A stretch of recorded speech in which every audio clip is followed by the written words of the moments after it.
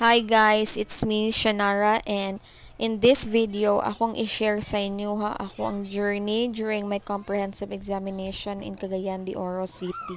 So in this video nagdrama-drama ko nga nag-study ko bisag wa joy pagka nahitabo nga i-study kay wa ko kasabot walay nagsulod sa akong utok yun, to be honest. So in this video nagstay ko sa 1 Avenue Express or A1 Express located in between SM and Centrio sa Cagayan de Oro, and then tapad jud siya sa Magnum. So ako lang ipakita sa inyo nag-video ko kay wala lang for the memories, and then ako na siyang i-upload kay murag full storage na kuno niya, hapit nating Christmas party, so dapat nata space wala lang for the explain lang ko. And I'm so sorry kay saba kay ang mga anak they're playing, so dili man ta professional or unsa ba nga kinahanglan walay noise, no, so wala na mo wala ko i-el ninyo kung sa inyo hang ika-comment sa akong video.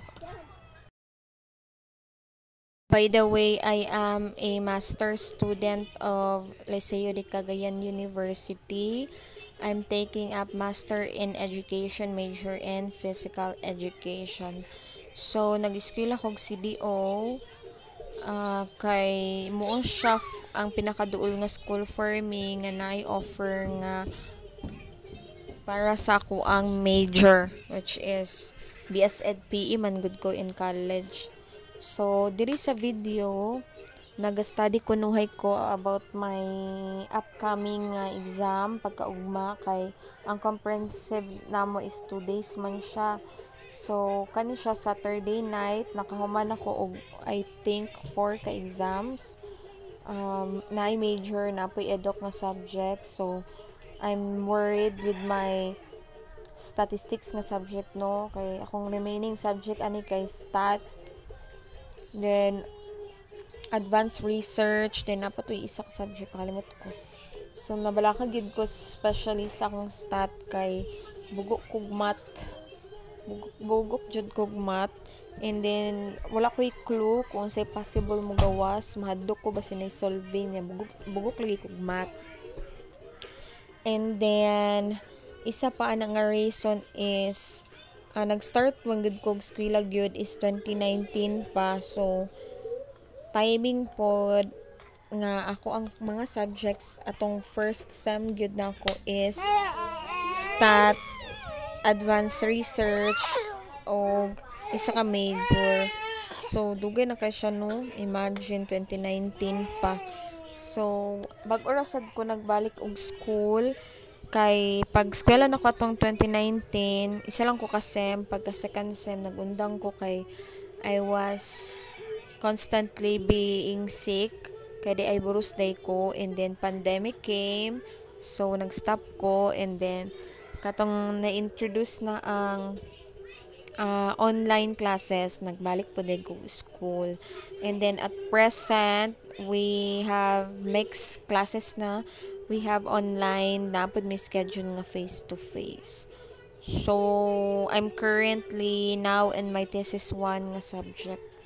So, dugay-dugay na ni siya nga video, no. Ako lang siyang, karon pa lang nako siya ma-upload. Originally, dugay na ko siya gi-upload kay I failed my stat subject in my first take. So, naami removal kung baga. So, out of 7, I guess. Yeah, you heard that right. Nag-retake ko sa statistics na ko kumpre kay wala ko kapusar sa first take. Kay lagi bugok kog math. Mura na siya in short. So, dugay sa din siya na post, no, tungod ana nga insidente. So, I was filming this thinking kung masalagmaan jud na ako, no, nga wala ko i-study, nga makapasar ko, wa na ako na gyud ang gitagna. So in this video mo na ni siya kung Sunday morning. So ambot unsa kong gipangyaw-yaw dara. So wa makoy lingaw. So nakahuna-huna ko nga maghimo og get ready with me nga video. Parehas anak mga kakakita nga vlog. Wala lang. Awat-awat lang ko. So, yaw-yaw ko dira ambot mo silang mangyaw-yaw. Kapoy nagpaminaw sa video, no? So, muna kong skincare. So, na ako'y cream sa Brilliant Skin. But karon nagbalik ko sa Garnier. So, sana na akong ilok. Gikagid na siguro na. Bala na mo diha. So, this time po, Nivea akong gamit karon nag-try ko Bello. Kaya, nga ito lagi makita sa mga TikTok mo. So, for the try. So, kanipod siya. Originally good. Kanang sunscreen nga cream akong ginagamit sa Brilliant Skin. Pero pagpalit na ako, na ipagkapatak itong pilira dahil ang gihatag sa kuha is moisturizing sa tuwi. Dili tayo moisturizing, murag rehydrating something nga cream yung gihatag. Anak po ko sa iya, na-change na dahil ang packaging sa sunscreen. Ano din siyang, yes ma'am, pero di man dahil tumaog.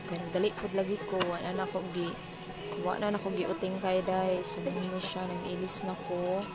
So, dili ko daghan o gina-apply sa akong dagway kay kapuyan ko. So, akong kilay po, pag di na siya ma-trend or di na siya ma-formadaan, or dapat taka na po na siya. So, this is my OOTD of the day. So, muna sa ko para mag-kaon og breakfast sa buffet. So, muna siya ang ambience or interior design sa One Express. So, na ako sa 3rd floor, room 303. So, muna sa ako kay naa sa ground floor ang si tawag ato marag symphony manatang tawag nga dito ka mag-breakfast na dito buffet breakfast. So, lamian ko silang mga food rin First na ako nga try diri is katong nag-inset seminar miss sa CDO. So, mo nang dili lang pud ko nagpabook kay wala ko dili kay ko sweeto sa mga tulganan din sa Cagayan de Oro, and then kapuyan pud ko mang hasol na og mga friends nga nagpuyo or nagastay sa CDO. So, mo nang nag last minute booking na lang ko din sa One Express. So, mo ni siya ang dagway sa ilang receiving ng amag siya symphony. And so, sayo pa siya sa buntag 303 8 a.m. manata ako ang schedule. So, maulaw-ulaw pa ko, manong tiil lang niyo makitaan kay maulaw pa ko mag-video. So, muna siya ang mga foodings. We have the longganisa, the chicken, curry. So, okay na ko ipakita nung naulaw ko. Lamit ng stir-fried kay di mong curry kung longganisa. So, ako lang maingon nga lami is ang stir-fry. So, muna akong gikuha. So, we have for the healthy natay isa ka slice nga apple, then natay toast bread nga na something, and then may mo na akong gi-breakfast. Diba? Diha. So, medyo ulaw no nga mag-film kay na ay lain pud nga nagkaon, pero di siya niya nakadagkan. I think murag 6 or 5 million kabuok sa kaning location. So, pero inom lang dahil og Milo, then wata nagdali. So, pinablog-vlog lang ta. So, tatanong mo sa kong gikaon. So, karon ako ka-realize nga ako ang gipangkuha nga food is puros carbs. Napakoy rice, napakoy lumi, napakoy pansit, napakoy bread. Diyos ko, puros carbs dai, pero go pa rin. So, inom lang tama nga nila. So, nice man po din mag-record no, kay marag you feel like you're being accompanied kung ikaw ra isa. So, muna siya ang view sa Symphony sa A1 Express. So, pasakan ako sa ko ang room. Okay, so swipe lang man ang card dito sulod. So high-tech na siya no, mura na siya Korean. So check out na po din ako kay one night lang ako ang booking. So nanglan ako mag-pack sa akong things.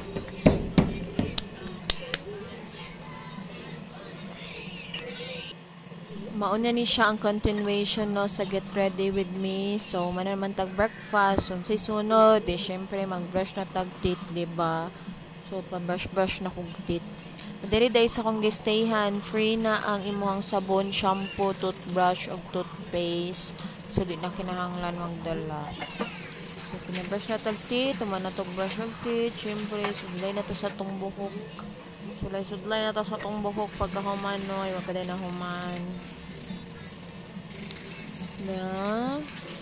Okay. So, ready, go. O, sudlay na sa buhok.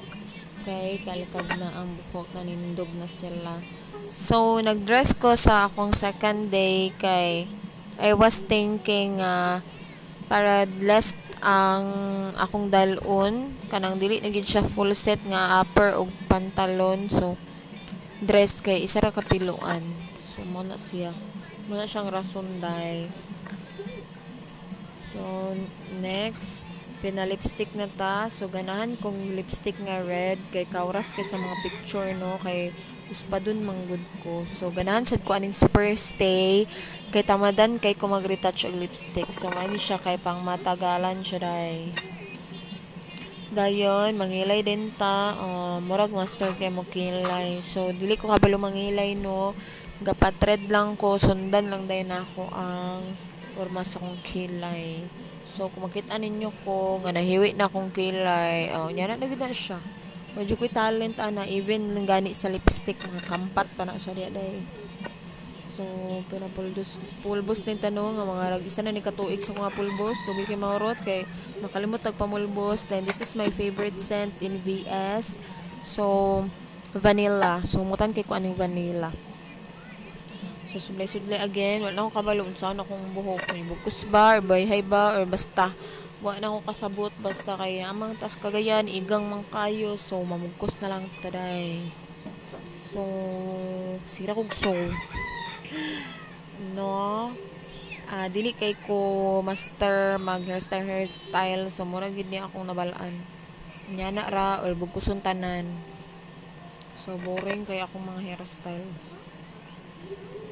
Sudlay din tang bali 100 times. And this is my OOTD for my Sunday examination. Naka-dress, naka-shoes, then naka-backpack o John Sports. So, bye-bye Cloud. Bye Cloud. Bye-bye room. Magto lang ko sa akong school. So, magbaklay na ko pa na. Okay naman ko sa 3rd floor. Okay. Parang nataghagdanan and all. Pero wait, nakinalimtan. Ibalik na sa ko. Pero swipe. Na. Fast forward. Naanak ko sa gawas. Time check. Alas 8 na day. 8 ang call time. So, 8-9 na. So, pagawas na ko. So, magbaklay ko paingon sa Gaisano. Kaya na dito gaali ang jeep paingon Liceo. Kay mahal ka ayon sa taxi, pero kung gadali ko or wala ko makita nga jeep kay dili ko kaget sa anang ilang R1 R2 no sa kadugay na ako sig balik-balik ko kaget. So kung gadali ko, kung wala ko katuod asa ko paingon, magtaksi na lang ko. Yes na, bahalag mahal. Then, naanak ko sa overpass, no. Kanang atubangan sa sentryo, paingon guys, ano. So, naog na ko. And then, pag naog na ko, nakagikapoy naman ko nga moagto na. Nakakita kong taxi. Anak ko, magtaksi na lang ko. So, nagsakay na kong taxi. So, manay siya na traffic gamay, no. So, bisag duol na unta kaayo ang Liceo. Usahay makapliti ko og 100 plus katungod sa traffic or kung limbungan ka sa driver o limbong akong tawag kay bisag pwede na muliko sa may tuod abuton pa yung kanya dito sa Pikas ay siya muliko kay pagtabok aning tulay, ang address sa Liceo kay pagtabok sa tulay, magliko din ka og pa left. Dayon pagliko pa left, ang una nimo mga labyan is katong Liceo nga college, nga sa high school kami nga klase. So maliko na po dayon right. Kaya din maabot sa Liceo High School natapad sa Pag-ibig ba to or GSIS. So muna siya kung ginaingon nga tulay. Abot si pangalan nga tulay.